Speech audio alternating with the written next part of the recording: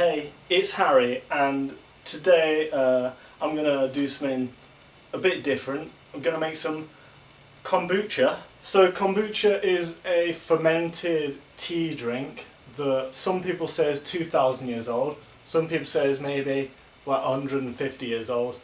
I don't really know, to be fair. People claim all sorts of health benefits for this, like from it's good for your immune system to it will cure anything you have. So you make kombucha with a sweet tea base, and then you put in something called a SCOBY, which stands for symbiotic culture of bacteria and yeast, which looks like a disc of jelly.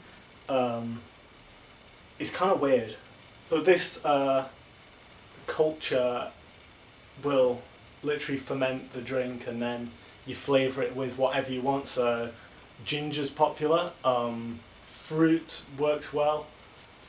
I mean, I'm thinking of doing things like maybe rose could be nice, or jasmine I think could be interesting. But usually it takes a few batches to actually get somewhere. I mean, I'm new to this, I'm probably going to mess up and it will be a waste of time and money, so let's see what happens, eh?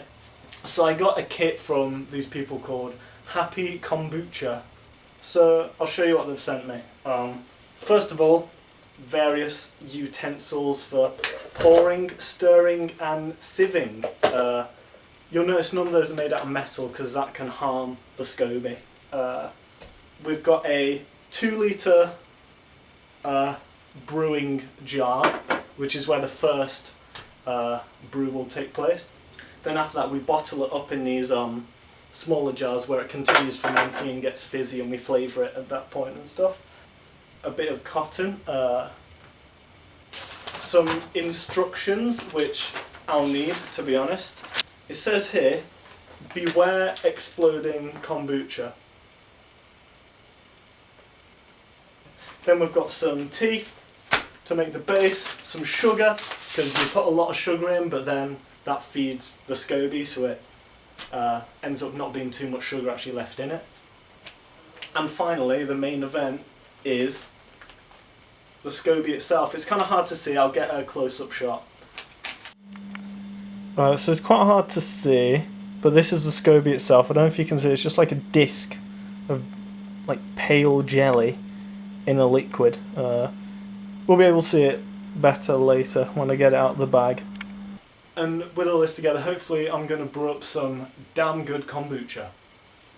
So the first step is to make the actual base for the tea. Ideally you'd use distilled water because you want as little stuff as possible which will harm the SCOBY, like chlorine. I don't have any distilled water, so instead yesterday I boiled up some water for a bit, and I've let it sit overnight, which apparently means the chlorine will evaporate off, and it's not ideal, but it should be better than just tap water. So I've got that water, we're going to make some tea with it, and we'll take it from there. Okay, so now we've brewed our batch of sweet tea.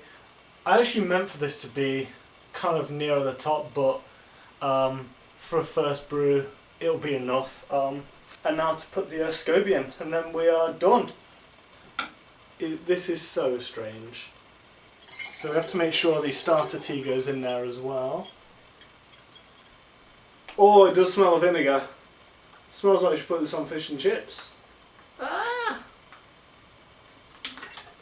Oh, it flipped over, didn't it?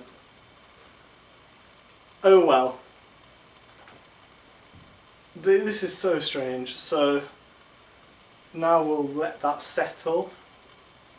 Put a nice cloth on top. And we want to leave this for now about 7 days actually. What a weird drink. I mean... Okay, so that's it for now.